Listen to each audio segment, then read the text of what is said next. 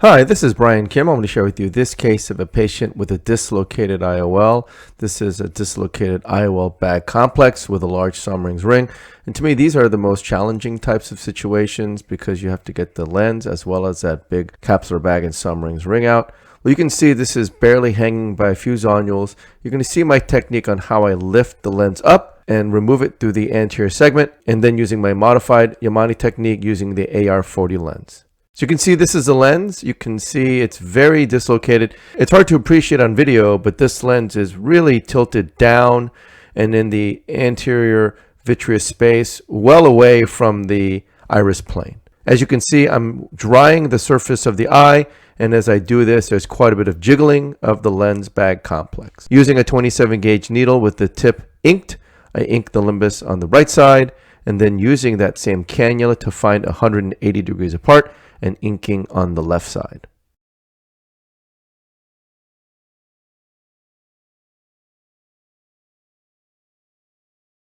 Making sure the surface is nice and dry, and this is a fixed caliper by Epsilon. I have no financial interest. I indent the sclera 2.5 millimeters from the limbal mark and then 2 millimeters adjacent. And that is the other end of that fixed caliper. And then I mark with ink those scleral indentations on the right side, and then perform the same thing on the left side. Again, indenting 2.5 millimeters posterior to the limbal mark, and then 2 millimeters adjacent. Again, every time I touch the eye, you can see the lens bag complex with that large Sommering ring just dancing and jiggling in the posterior segment.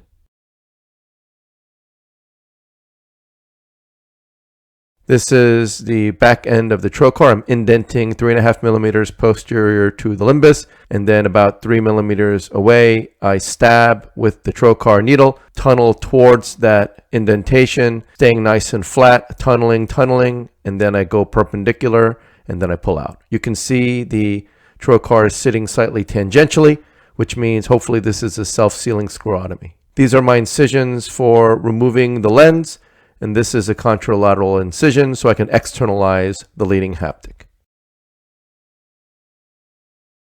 And this is the incision for the 22 gauge thin-walled AC maintainer.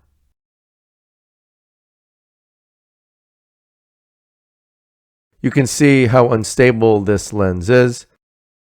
I'm going to be very gentle when I push the epinephrine, making sure I decompress the anterior chamber while I push the epinephrine.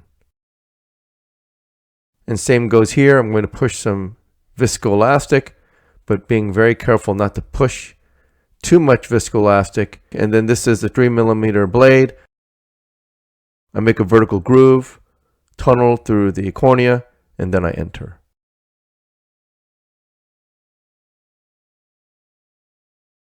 Using the vitrector, I go through the trocar, and this is the only way you can do this, really, in my opinion. You got to get underneath it through the scleral side. So I'll be able to get underneath the lens, lift it up, and then using microforceps through the left side incision, I'm grabbing the rexus edge. And so because this is a lens that's been in the eye for a while, the rexus edge is nice and robust. So I'm able to grab it fairly easily here.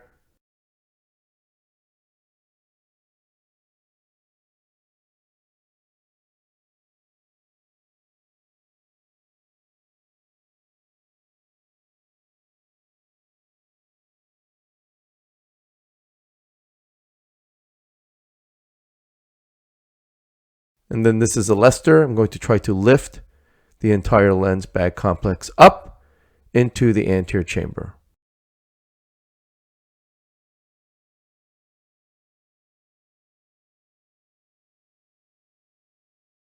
All right, there you go.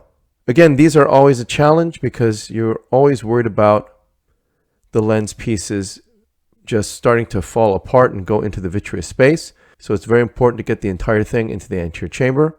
Grabbing with microforceps, serrated microforceps, and then scissors, cutting the lens.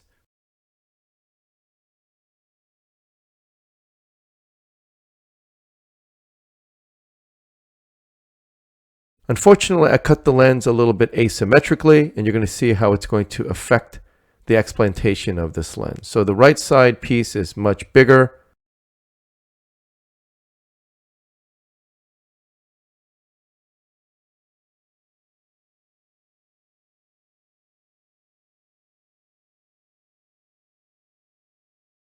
And as I'm trying to take it out, I'm just getting stuck. You can see it's kind of slipping.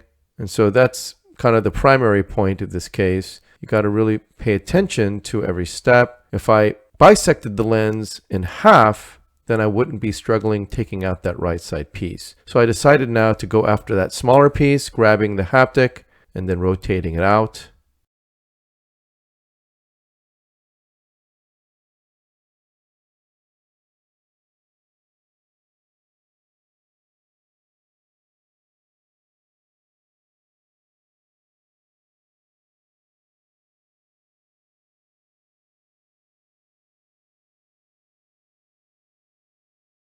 And then I'm using forceps to hold the lens, the other piece, pushing more viscoelastic to try to burp some of that Sommering's ring out of the eye. And then I'm going to go ahead and try and cut this lens a little bit more.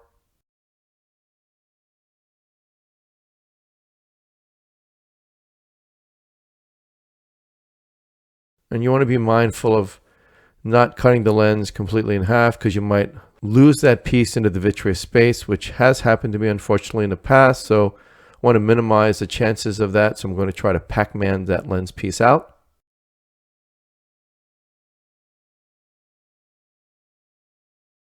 Switching hands with my forceps, I'm going through the main incision with the serrated forceps, the IOL holders, and the smooth on the left side.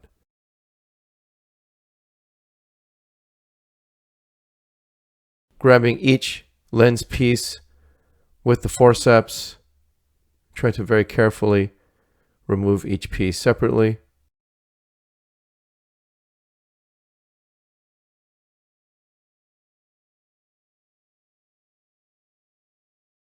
Make sure I grab it and then turn it. So I'm turning that piece. And then I'm finally able to get it out. So, a lot of lessons learned. When you have that large Sommering's ring and the lens piece is just really hard. You have to do a lot of cutting. A lot of stuff is happening. In retrospect, it always makes me wonder if it makes more sense to just do a pretty make a scleral incision, a 6mm incision, just take the whole thing out. And that's really something that I've debated in case I encounter a similar situation. There's just a lot of stuff that's happening. I placed the 22 gauge thin-walled AC maintainer in, and then I burped the rest of those Sommering's ring pieces out.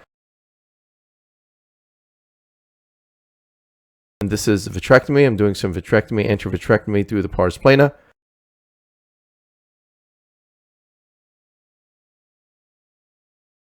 And this is a 25 gauge needle. I'm going to bend it so that the bevel is facing to the right. And that's going to be used to externalize the leading haptic for my modified Yamane technique. This is a right side 30 gauge thin wall needle, bending it about 9mm from the tip and making sure that the bevel is going to face towards the main incision.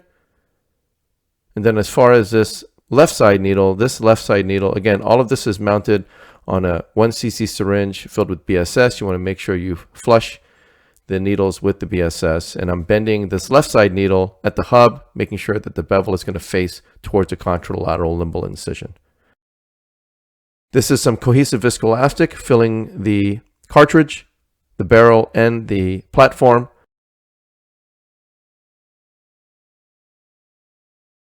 Placing the Sensor AR40 lens, you see I'm doing a little bit of a wiggle there, making sure that the optic is seated down, making sure that the optic bends backward, making sure the leading haptic goes out straight to the barrel, and then the trailing haptic comes out through the back end. And as I place it into the injector, you can see that the trailing haptic is up and out of the barrel, so I can advance the plunger without damaging it. This is a 25 gauge needle going through the contralateral limbal incision, and this is the injector going through the main incision. I have both bevels facing each other. The needle bevel is facing to the right. The injector bevel is facing to the left. As my assistant advances the lens, the leading haptic comes out. I make sure I dock the haptic on the bevel of the needle. As she advances the lens, the haptic is being pushed further and further into the eye and further into the needle. You can't see it because of the bubbles, but I let it slip off the bevel. And so I remounted it. So it's not that hard. Just dock the haptic on the bevel of the needle again. And then it goes right in. And then you pull the needle out. And as the needle comes out, the leading haptic comes out as well.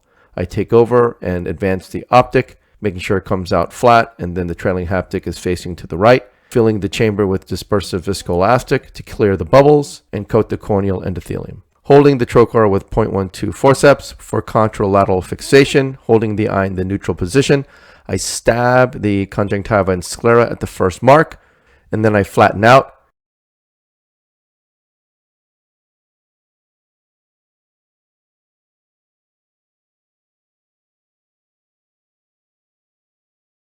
Here I wasn't really comfortable because you can see the conj is rather mobile and I wanted to start again. So I reposition the conjunctiva, stab through the conjunctiva and sclera, flatten out, go 2 millimeters, and then when I'm comfortable that I really saw the needle, I can actually see the needle under the sclera as I tunnel 2 millimeters, and I got to the second mark and I dove down. One of the pearls for this modified technique is, again, pulling the leading haptic out of the eye more, which pushes the optic away from you. This gives you better access to the trailing haptic, and you can see I use my smooth forceps to just slide sideways. I kind of slide it towards the left, and then the trailing haptic goes into the eye without much traction. And then I dock the haptic on the bevel of the needle, 2 pushes, and then I'm done. You can see fairly straightforward and efficient cannulation of that haptic into the needle. Disengage the needle from the syringe. Internalize the leading haptic with microforceps. Grasping the contralateral limbal incision with forceps. Again, I'm stabbing the conjunctiva and sclera at the first mark. Once I stab, I flatten out and I tunnel 2 millimeters, and then I dive towards the optic nerve. And so that's the left side, using, again, smooth microforceps to grasp the leading haptic, docking the haptic on the bevel of the needle. Whenever the view is poor, I just have my technician flush the surface of the eye again. And anytime you need that, just go ahead and keep doing that. It just gives you the best clarity. Again, 2 pushes, and then I'm in. You don't have to internalize this haptic too much into the needle. The 30 gauge thin wall needle grips the Sensor PMMA haptics very, very well. It's a nice tight fit, so the chances of it slipping out is extremely, extremely low. I've never seen that happen to me. I pull each needle out just a little bit, but not all the way. And then I pull the left side needle out, pulling it towards me. And as I pull it, I grasp the haptic, limiting how much of that haptic comes out.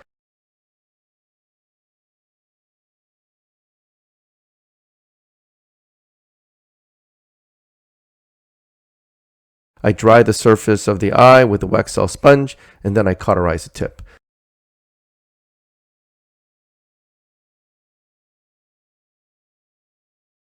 Do the same thing on the right side, pulling the needle away from me, and as I pull the needle out, I grasp the haptic, limiting the externalization of the haptic to minimize any stress on the contralateral optic-haptic junction. Once I dry the surface with a wax cell sponge, I cauterize the tip. You can see nice flat sitting of the haptic. When the haptic sits flat on the sclera, that means you have a nice flat approach, a good scleral shelf, which means that the lens will mimic the in the bag placement of the lens. Remember, if you have a flagpole sign, which means the haptic's pointed up and it's not flat to the sclera, you're going to have a poor lens position, and that's really a reflection of poor execution of the technique. Pushing the haptics flush to the sclera, reapproximating conjunctiva.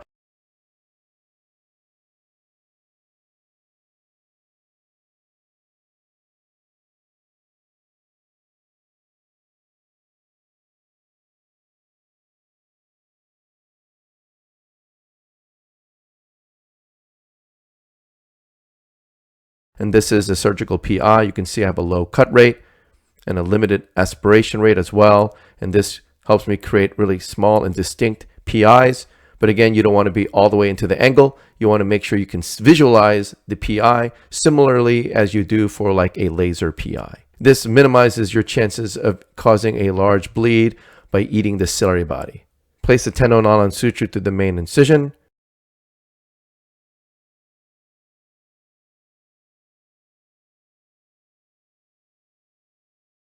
Going around and using the BSS cannula to pulse any of that viscoelastic that's stuck into the anterior chamber and coating the corneal endothelium.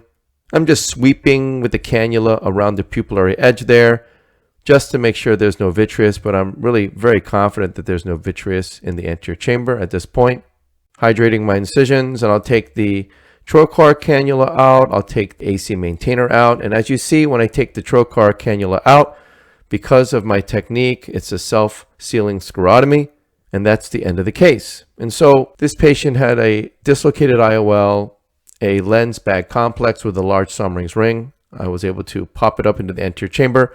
And why is that? Because I was able to go through the pars plana trocar. Remember, you want to think of the lens when it's dislocated like that, similar to when you have a can, like a soda can, and when you pop the lid cap down, there's no way to lift that tab back up. It's impossible. You can't lift it up through that hole that you made, right? Because logistically, you're limited. If you made a hole through the side of the can, you could go under that tab and pop it back up. It's a similar concept. The pupil is literally like the opening of the can. And the lens falling is like the little piece of that cap that's pushed down.